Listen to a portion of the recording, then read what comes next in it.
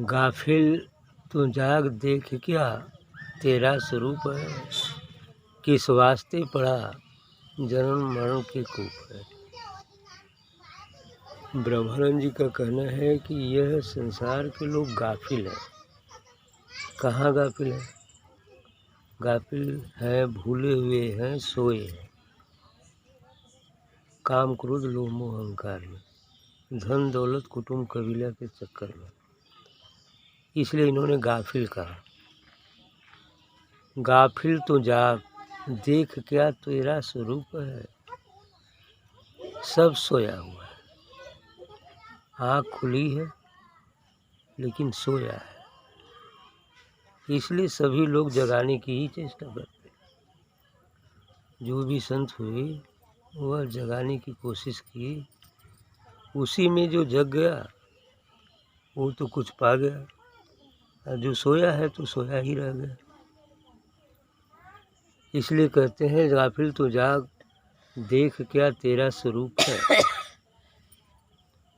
कि अपने स्वरूप को जाकर देख लो कि तुम्हारा वास्तविक स्वरूप क्या है।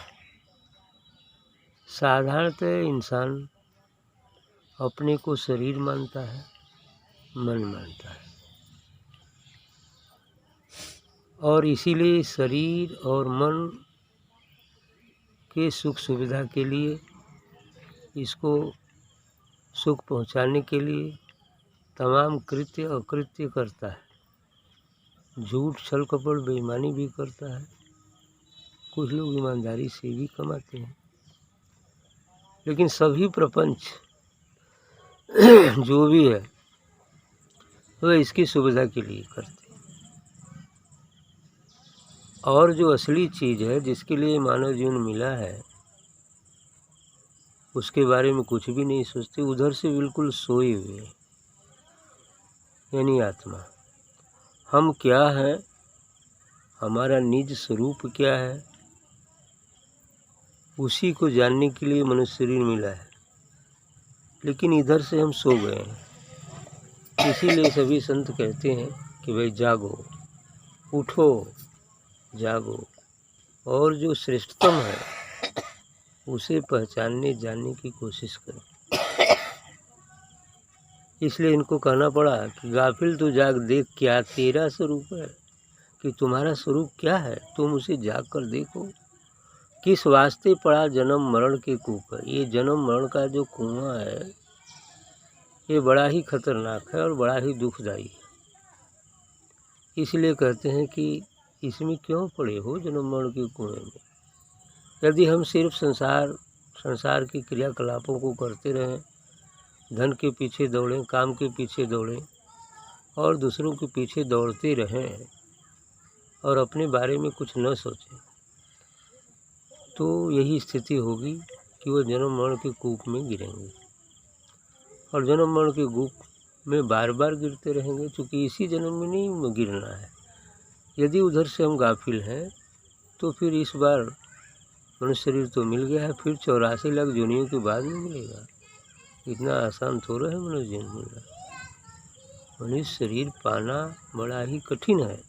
सौभाग्य से मिल गया है तो हम धन दौलत कुटुंब कबीला काम क्रोध लोभ मोह के पीछे दौड़ते हैं, आत्मा परमात्मा के बारे में कुछ सोचते ही नहीं हैं। तो बार बार इस जन्म मरण के कूप में हम पड़ते हैं। यह देह गेह नासवान है नहीं तेरा, वृथा अभिमान जाल में फिरे कहाँ घेरा। सही कह रहे हैं कि यह देह गेह नासवान, यह जो देह रूपी घर है, गेह है, ये नासवान है, ये तुम्हारा नहीं है, नहीं तेरा, ये तुम्हारा नहीं है। यदि तुम्हारा होता, हमारा होता तो हमारे साथ हमेशा रहता, लेकिन ये तो जन्म से साथ में मिला है और मृत्यु में साथ छोड़ देगा। शरीर छोड़कर ही तो जाना पड़ता है जीवात्मा को। तो जीवात्मा निकल जाती है, शरीर यहीं छूट जाता है, बीच में मिला है, बीच में ही रह जाता है। और इस बीच में मिले हुए के लिए हम तमाम कार्य करते हैं, लेकिन जो शाश्वत है, चिरंतन है, अजर अमर अविनाशी है, उस स्वरूप को प्राप्त करने के लिए हम कोई चेष्टा नहीं करते, जिसको जान लेने के बाद फिर इस संसार सागर में नहीं आना पड़ता। जन्म मरण के चक्र से हम छूट जाते हैं।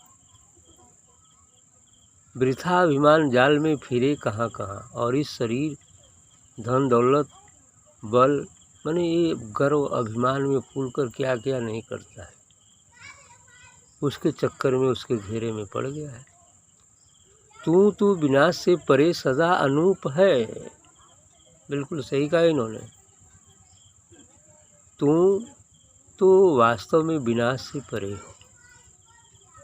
और अनूप हो, जिसकी कोई उपमा नहीं, ऐसा है। क्योंकि हमारे शरीर में 3 चीज़ विद्यमान है। पहला, ऊपर से दिखने पर शरीर, और सूक्ष्म में मन, और जो असली राजा है वो हमारे अंदर प्राण ऊर्जा, जिसे हम आत्मा कहते हैं, जो नूरी है, जो प्रकाश है, एक दिव्य ऊर्जा है, एक ज्योति है। अब वह ज्योति 3 शरीरों के अंदर कैद हो गई।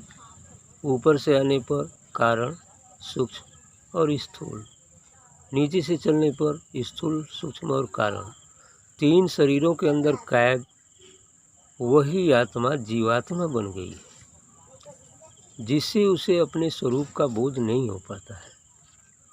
और यह बोध तब तक नहीं होगा जब तक कि वह किसी संत सद्गुरु के शरण में नहीं जाता, उनके बताए मार्ग पर नहीं चलता है, और उस मार्ग को अपनाकर जब तक इन तीनों शरीर के दायरे को मिटा नहीं देता, शरीर रहते शरीर को मिटा नहीं देता है, तब तक वह अपने स्वरूप को नहीं जान पाएगा। और इसी के लिए संत जन साधना, ध्यान, सत्संग कराते हैं, करते हैं, कहते हैं कि जब वह तीनों शरीर का जो दायरा है, पिजड़ा है, वह ध्यान सत्संग से जब मिट जाएगा, तब हम शून्य हो जाएंगे। शरीर भी नहीं होंगे, मन भी नहीं रहेंगे। और जब शरीर मन नहीं रहेंगे तो तीसरा चीज़ तो निश्चित है, और वह है आत्मा, जो प्रकाश है, जो एक ऊर्जा है, एक शक्ति है। वही हमारा असली स्वरूप है। इसलिए इन्होंने कहा तू विनाश, तू बिना ससे परे सदा अनूप, कि तू अर्थात आत्मा तो इस विनाश से सदैव परे है। ये अजर अमर अविनाशी है, इसका कभी किसी काल में नाश नहीं होता है। उस रूप को जानने के लिए ये जगा रहे हैं कि संसार के सब काम को करो, कोई छोड़ो मत। नौकरी चाकरी, घर गृहस्थी, परिवार सब करो, लेकिन कम से कम सद्गुरु संत के बताए मार्ग पर आधा घंटा 1 घंटा उस भगवान के नाम भी दो सुबह शाम। और कुछ नहीं करना है, तुम जो कर रहे हो वो करो। और ऐसा करने से संसार भी सुगम हो जाएगा और ये भी सुगम हो जाएगा, दोनों काम सही रहेगा। और हम तो बस एक पैर से चल रहे हैं। दोनों पैर से चलना होगा तो आप दौड़ भी सकते हैं, कोई दिक्कत नहीं होगा। एक पैर है तो क्या करेंगे, लंगड़ाते हुए घसीटते हुए चलेंगे। अर्थात एक पग संसार है, दूसरा पग परमार्थ है। एक पग संसार है, दूसरा अध्यात्म है। यदि ये दोनों पैर से हम चलेंगे तो बिल्कुल काम सही रहेगा। एक पैर कोई भी हो, हालांकि अध्यात्म भी पूरा हो जाए तो सब पूरा हो जाता है, लेकिन फिर भी कुछ कमी रह जाती है। इसलिए दोनों पैर से चलना अच्छी बात है। तो कह रहे हैं कि भेद दृष्टि कीन जबी दीन हो गया, स्वभाव आपने से आप हीन हो गया। जब ही भेद दृष्टि पैदा होगी हमारे अंदर कि मैं ये हूँ, फला छोटा है, मैं बड़ा हूँ, मैं सुंदर हूँ, वो कुरूप है, मतलब तमाम तरह की भेद दृष्टि, जब मैं तू का नंबर आ गया, यानी तू तो हाँ भेद दृष्टि कीन जबी दीन हो गया। जब भी तुमने भेद पहुँचाना कि मैं मनुष्य हूँ, वो पशु है, वो कुत्ता है, वो बिल्ली है, ये भेद दृष्टि है। बाहर से भेद दृष्टि है, बाहर से शरीर अलग है, लेकिन अंदर से जो आत्मा है तो सब में तो एक ही है। यदि स्त्री पुरुष हो बहुत सारे हों और भिन्न भिन्न कपड़े पहने हों, तो क्या उनके बाहरी कपड़े को देखकर अलग कहा जा सकता है कि ये मनुष्य नहीं है? कोई लाल पहना, कोई काला पहना है, कोई सफ़ेद पहना, कोई कुछ पहना, कोई कुछ पहना है, तो केवल कपड़े का अंतर है ना। लेकिन सभी तो पुरुष हैं, सभी तो स्त्री हैं, ऐसा है कि नहीं? और यहाँ लोग क्या करते हैं, कपड़े के भेद से समझते हैं मैं बड़ा हूँ, फलां छोटा है। ऐसा कुछ नहीं है। मनुष्य है, पशु है, पक्षी है, अन्य भी जीव हैं, तमाम जीव हैं, सब में वही आत्मा है। आज हम मनुष्य हैं, कल यदि हम साधना सत्संग नहीं करते, कुत्ता, बिल्ली, उड़ार, शेर, गिद्ध, कौवा कुछ नहीं जा सकते। कर्मानुसार जैसा आप कर्म करते हैं वैसा जीवन प्राप्त होता है। 84 लाख जीवनों में भटकने के बाद तो एक बार मनुष्य जीवन मिलता है। इसलिए संत जन कहते हैं कि भाई इधर भी चलो, संसार के सब काम करो, लेकिन आत्मा का भी भोजन दो। शरीर को भोजन दे देते हो, मन को भोजन दे देते हो, और आत्मा को भोजन क्यों नहीं देते? शरीर के लिए अन्न खा लेते हो, बढ़िया बढ़िया खा लेते हो, मन के लिए भोजन देते हो, खूब सुंदर सुंदर वस्तुएं देखते हो, मनोरंजन करते हो कि मनोरंजन कर रहे, वो भी उसका भोजन हो गया। आत्मा के लिए भोजन किया नहीं। आत्मा का भोजन भजन है, सत्संग है, ध्यान है। इससे आत्मा पुष्ट होती है। अर्थात आत्मा पर पड़े गिलाफ उभरते हैं तो आत्मा को आनंद प्राप्त होता है और उसका तेज जो है कुछ निखरता है। इस वजह से आत्मा का भोजन भजन है, शरीर का भोजन भोजन है, अन्न है। मन का भोजन कुछ अच्छी बातें हैं, ये जो है इंटरेस्टिंग बातें हैं, मन का भोजन है।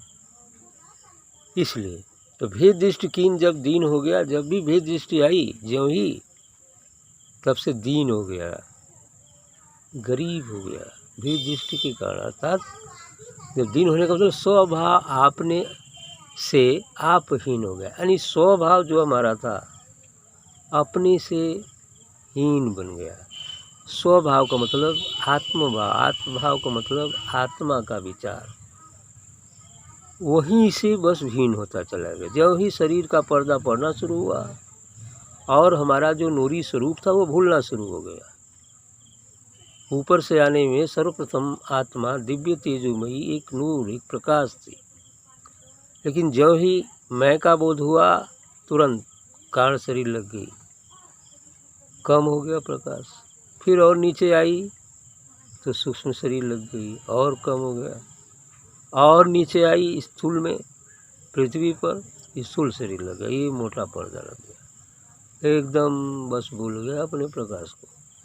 स्व का भाव ही भूल गया। स्व माने अपना निस्वरूप, हम आत्मा ही हैं। भूल से हम अपने को कुछ और समझ बैठे, शरीर समझ बैठे, मन समझ बैठे। इसलिए स्वभाव आपने से आप हीन हो गया, स्वयं ही हीन बन गया जो स्व का विचार था। और इसी स्व की अनुभूति पुनः कर लेना ही ज्ञान है। इसी गौतम बुद्ध से किसी ने पूछा, भाई आपको क्या मिला, क्या जाने आप? कहा कुछ मैं नहीं जाना, बस अपनी स्व की अनुभूति कर लिया, स्वानुभूति कर लिया, बस यही, और क्या जानना है। तो सत्य है स्व अनुभूति। आप कौन हैं, बस इसको जो जान लेता है, स्व अर्थात मैं कौन हूँ, इसको जो जान लेता है सब जान जाता है। इसी को जानने के लिए तमाम सत्संग, ध्यान, साधना है। तो विचार देख एक तू भूपन का भूप है। अब अंत में दूसरी लाइन कह रहे हैं कि विचार देख एक तू भूपन का भूप है। विचार करके जरा सोचो कि तुम राजाओं के राजा हो, लेकिन अपने को दीन बना रखे हो। राजाओं का राजा व्यक्ति तब होता है जब वह स्व की अनुभूति कर ले, आत्मबोध कर ले, तो राजाओं का राजा है। मिल्टन वाले पाठ में है ना, he is the king of the Kings. वह राजाओं का भी राजा है। तो संत राजाओं का भी राजा है, लेकिन ये पद कब प्राप्त होता है? चाह गई चिंता मिटी, मनमा बेपरवाह, जिसको कुछ नहीं चाहिए वही शहंशाह। ये स्थिति होती है।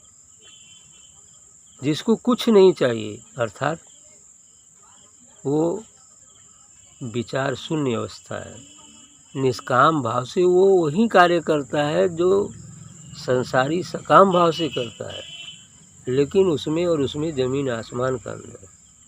वो कुछ न मिलने पर दुख उसे प्राप्त होता है, लेकिन संत करता है नहीं मिला तो भी ठीक, मिल गया तो भी ठीक। इस स्थिति में है, यह निष्कामता है। इसलिए इन्होंने कहा कि विचार देख, एक तुम भूपन का भूप है, विचार करके देखो, तुम राजाओं के भी राजा हो लेकिन भिखारी बनेंगे। वो एक लाइन है ना कि लाल लाल सब कोई कहे, सबकी गठरी लाल, आ गांठ खोल जानत नहीं, घूमत फिरत कंगाल।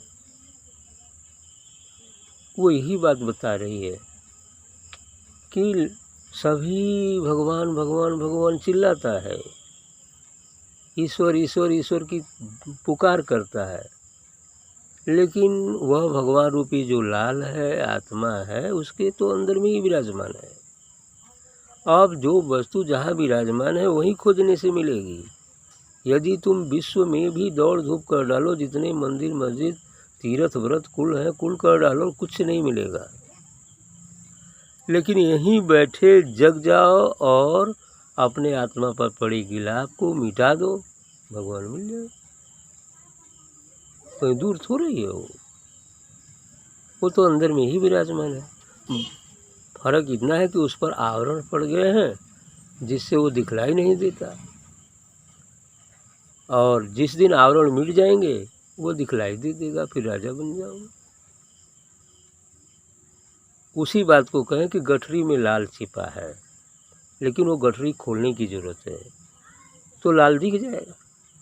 इसी तरह इस गठरी को भी खोलने की ज़रूरत है। जो आत्मा हमारे शरीरों में आबद्ध है, उन शरीरों से उसे अलग करना पड़ेगा, उन शरीरों को मिटाना पड़ेगा, और उस शरीर के मिटाने का माध्यम है ध्यान, सत्संग, सद्गुरु कृपा। ये सब चीज़ें हैं जिससे शरीर मिटेगा, समय आने पर मिटे। शरीर ये देखने वाला रहेगा, लेकिन हमें शरीर का एहसास नहीं होगा। हम अपने आप को शरीर मन से परे आत्मा अनुभव करेंगे, एक दिव्य ज्योति अनुभव करेंगे। उस स्थिति में हम शरीर होते हुए भी निह शरीर होते हैं, देह होते हुए भी विदेह होते हैं। तो आगे कहते हैं कि तेरे प्रकाश से शरीर चित्त चेतता, तू देह तीन दृश्य को सदा है देखता। तेरे प्रकाश से शरीर चित्त चेतता, कहते हैं तुम्हारे ही प्रकाश से, उस आत्मा की ही प्रकाश से यह शरीर में स्थित जो चित्त है, हृदय में जो मन चित्त बुद्धि और अहंकार है, तो चित्त रूप में वो चित्त है। जब मन परिणित होकर चित्त बन जाता है तब उसको चित्त होता है। मन में तो तरंगाकृत है, बहुत सारी बातें संकल्प विकल्प करता है, लेकिन जब वही मन साधना सत्संग के माध्यम से पवित्र हो जाता है तो चित्त बन जाता है। और शांत चित्त मीन्स पवित्र मन ही परमात्मा अर्थात स्व की अनुभूति कर सकता है। तो तेरे प्रकाश से शरीर चित्त चेतता, तू देह तीन दृश्य को सदा है देखता है, लेकिन तू तो देह को ही देखता है। ये देह में तीन शरीर है, ये जो दिख रही है, दूसरा प्रतिबिंब जो छाया आती है सूक्ष्म शरीर है, और तीसरा कारण शरीर है। इन तीनों शरीरों के अंतर्गत यह जीवात्मा कैद होने से उसका प्रकाश अवरुद्ध हो गया है। उसी प्रकार जैसे बदली में सूर्य छिप जाता है, तो क्या सूर्य है ही नहीं आकाश में? ऐसा नहीं है। बदली इतना अधिक है, गंभीर है कि सूर्य का प्रकाश ही यहाँ तक नहीं आ रहा, इसलिए हमें वो दिखाई नहीं देता है। लेकिन हवा चले और बदली छट जाए तो सूर्य अपने आप चमकने लगा। सूर्य को लाने की जरूरत नहीं होती, सूर्य तो अपने आप चमक जाए। उसी प्रकार परमात्मा आत्मा रूपी दिव्य प्रकाश हमारे हृदय में ही है और तीनों शरीरों रूपी बदली में छिप गया है। हमें ज़रूरत है परमात्मा को खोजने की नहीं, बस इन तीनों शरीर उस पर जो आवरण पड़े हैं उसे मिटाने की, और उसको मिटाने का माध्यम है ध्यान, सत्संग, साधना।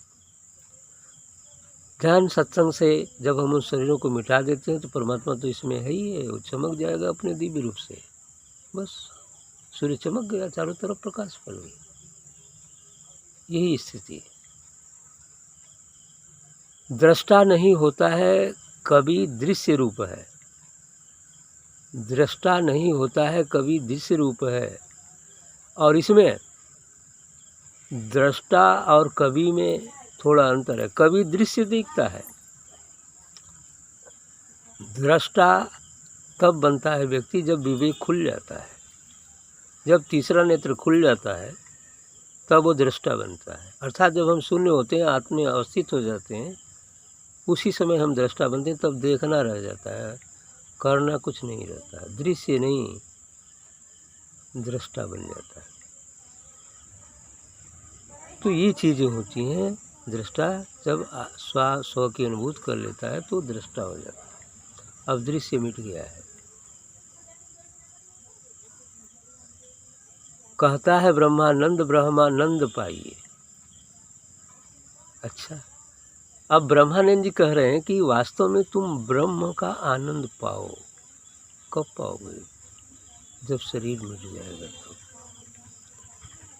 शरीर रहते शरीर मिट जाएगा तो हमें उस परमात्मा, उस ब्रह्म, उस पूर्ण ब्रह्म, निर्गुण ब्रह्म का आनंद प्राप्त होगा।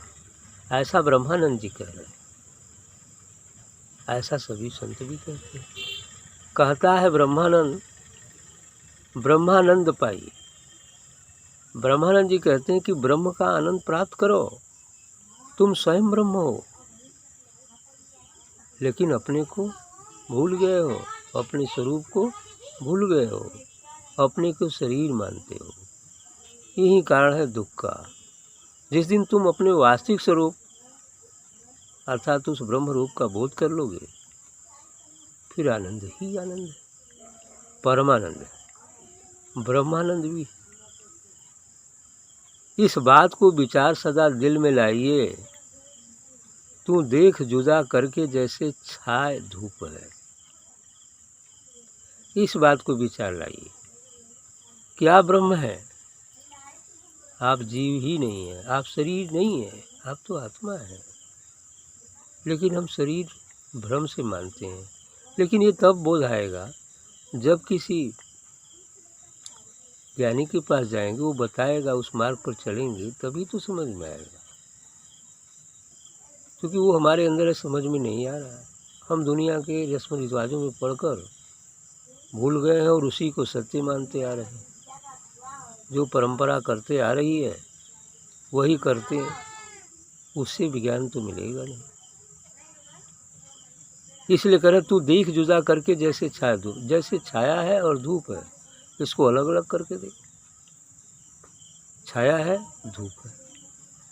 ये शरीर एक छाया है और आत्मा एक धूप है।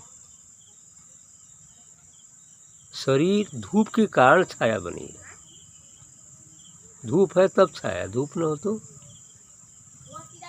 छाया नहीं कर सकते, तो अंधकार हो जाएगा। तो यही चीज़ है। इस बात को विचार करके देखिए आप कौन हैं। यही एक उत्तर, इसी का उत्तर मिल गया, सब सही हो गया। तो इसके लिए चाहे कोई हो, शरीर छोटा बड़ा होता है, आत्मा तो आदि काल से है और उसके साथ तमाम जन्मों के संस्कार भी जुड़े हुए हैं। शरीर से बड़ा छोटा होने से कोई मतलब नहीं होता। आत्मा तो वही है, छोटे शरीर में है। 6 वर्ष में तो ध्रुव ने ब्रह्मज्ञान प्राप्त किया। 12 वर्ष में रावण का वध कर दिया। 16 वर्ष में कृष्ण महाभारत करा दी। तो हमारी आप सबके लोगों की उम्र तो भी ज़्यादा ही है ना, 6 बरिस है, सब लोगों से ज़्यादा ही है। वो ध्रुव तो 6 बरिस में आज भी ध्रुव तारा हो गए, जिसका सप्तऋषि मंडल परिक्रमा करता है। तो ये चीज़ें हैं, और इसको जानने के लिए संत गुरु की बताए मार्ग पर चलना पड़ता है। वही एकमात्र मार्ग है, क्योंकि कबीर साहब ने उसको बताने के लिए एक दोहे में खाली कर दिया कि गुरु धोबी सिक कापड़ा साबुन सिरजनहार, सूरत शिला पर धोइए प्रकटय ज्योति अपार। अर्थात गुरु एक धोबी सदृश होता है, सिख अर्थात शिष्य साधक एक कपड़े के सदृश होता है। तो गुरु धोबी सिख कापड़ा, अब दो हो गए। साबुन इसमें क्या है, सृजनहार, सृजनहार का अर्थात दिव्य तेज, वह दिव्य प्रकाश साबुन का काम करता है, जो हमारे मन पर पड़े मैल को धोता है। यह सांसारिक साबुन हमारे इस बाहरी वस्तु को धोती है, लेकिन मन को धोने के लिए सत्संग गंगा चाहिए और दिव्य प्रकाश रूपी साबुन चाहिए, तभी मन पर पड़े जन्म जन्मांतर के गंदगी धुलेगी। इसलिए उन्होंने कहा गुरु धोबी सिक कापड़ा साबुन सिरजनहार। अब सूरत शिला पर धोइए, तो सूरत अर्थात ध्यान रूपी पत्थर पर जब बार बार उस साबुन को उस कपड़े पर लगाएंगे, तो इस संसारिक कपड़े को धोने के लिए तो थोड़ा साबुन लगा के एक बार में फेंक देंगे, साफ हो जाएगा। लेकिन ये मन तो जन्म जन्मांतर से गंदा है, तो इसको धोने में भी तो समय लगेगा भाई। जितनी गंदगी अधिक है उसके हिसाब से समय लगेगा। तो ये तो आदिकाल से है, आज 65वां सृष्टि काल है, तमाम इतना समय बीत गया है, तो उसके साथ ही ये गंदगी सभी जब कभी भी हम मनुष्य रहे हैं, वह सभी गंदगी और संस्कार इस जीवात्मा के साथ है, और उन सबको धोना ही पड़ेगा, तभी हमें आगे का, तभी हमारे निज स्वरूप का बोध होगा। इसलिए कहते हैं कि साबुन सृजनहार सूरत शिला, ध्यान रूपी शिला पर जब इसको भेजते रहेंगे तब प्रकट ज्योति अपार, जब तीनों आवरण मिट जाएगा, जब सभी संस्कार दग्ध हो जाएंगे, तो परमात्मा आत्मा रूपी सूर्य हमारे अंदर से ही प्रकाशित हो जाएगा। बस इतना सा ही काम है, लेकिन इसको करने में तो क्या हो सकता है, उसके चलने के ऊपर डिपेंड।